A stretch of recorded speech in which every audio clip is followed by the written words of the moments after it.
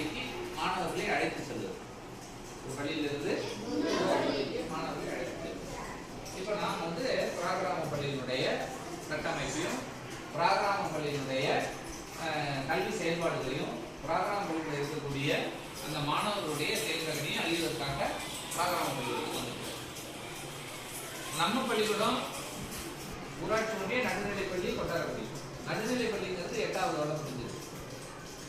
ஆனா பிராகிராம் இந்த பள்ளிக்கூடம் 12வது வரைக்கும் உள்ள பள்ளிக்கூடம், அரசு மேல்நிலைப்பள்ளி.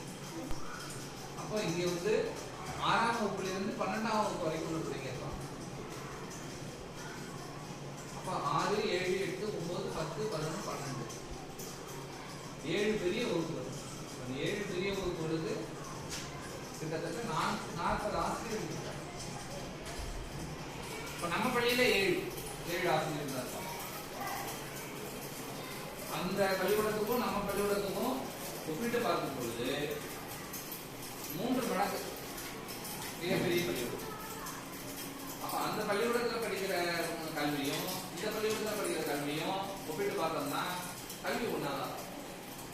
இங்க என்ன சொல்லி கொடுக்குறோமோ அதேதான் அதே பிராரம்பம். ஆனா அந்த மாணவர்களுடைய எண்ணிக்கை அதிகம், வகுப்புகள் அதிகம், ஆசிரியர்கள் அதிகம். அதுதான் நம்ம இந்த பள்ளிக்குள்ள வித்தியாசம். இப்ப அந்த பள்ளியில சொல்லிக் கொடுக்கக்கூடிய அதே பாடங்களை அதே முறையில அதே கற்றல் முறையில இங்க எப்படி செயல்பாடு செய்யறோமோ, இங்க எப்படி ப்ராஜெக்ட் செய்யறோமோ அதே அங்கேயும் ப்ராஜெக்ட் கொடுக்குறாங்க. அதனால இங்க நம்ம பள்ளிக்கூடத்தில் அந்த பள்ளிக்கூடத்துக்குன்னா அந்த பள்ளிக்கூடத்துல அந்த பிள்ளைகளோட நீங்க சகஜமா இந்த காலையில இருந்து மாலை வரைக்கும் பழகி அந்த பிள்ளைங்க என்னென்ன செய்யறாங்க, நம்ம வழியில என்ன செய்யறோம், நம்ம இன்னும் அந்த பள்ளியிலிருந்து என்ன கத்துக்கலாம் அப்படிங்கிறதெல்லாம் நாம கூடுதலாக தெரிஞ்சுக்கிறோம். இந்த நிகழ்வு பள்ளி பரிமாற்ற நிகழ்வு அதுக்காக தான் நம்ம